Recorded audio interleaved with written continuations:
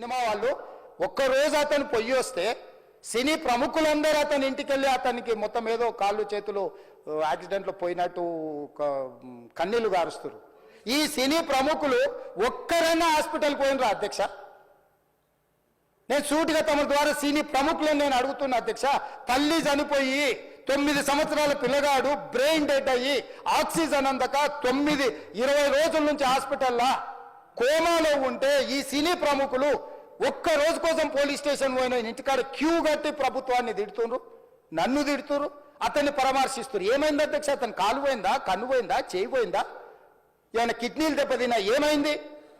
అతన్ని ఇంతమంది సినీ ప్రముఖులు పరామర్శించారు, కలిసిండ్రు, అభినందించారు. కానీ ఆ పిల్లగాన్ని కనీసం అన్న పరామర్శించడానికి సినీ ప్రముఖులు ముందుకు రాలేదంటే సినిమా ఇండస్ట్రీలో ఉన్న ప్రముఖులు ఏం ఆలోచన చేస్తుండ్రో, ఏం కోరుకుంటుండ్రో నాకైతే తెలియదు. 100% जो भी अकबरुद्दीन ओवैसी साहब ने जो मुद्दा उठाए वो मुद्दा के लिए मैं ये बात कह रहा हूँ, सचमुच बोल रहा हूँ, ये शर्म की बात है.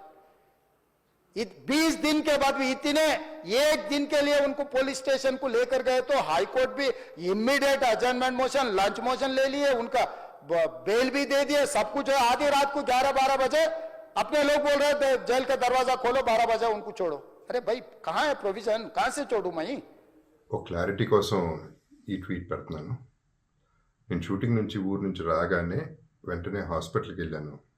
అల్లు అర్జున్ ఈ ఇన్సిడెంట్లో, అన్ఫార్చునేట్ ఇన్సిడెంట్లో, ఈ యాక్సిడెంట్లో ఎఫెక్ట్ అయిన ఫ్యామిలీని చూడటానికి, ఫాదర్ని, ఆ బాబు సిస్టర్ని పలకరించాలని అనిపించింది, చూడాలనిపించింది. హ్యుమానిటేరియన్ గ్రౌండ్స్ మీద వెళ్ళాను. పాజిటివ్గా ఉంది. He might recover, there is a very good chances, let's hope for the best అని, with all the peoples blessing and gods and goddesses అనేది చెప్పేసి భరోసా ఇచ్చి వచ్చాను.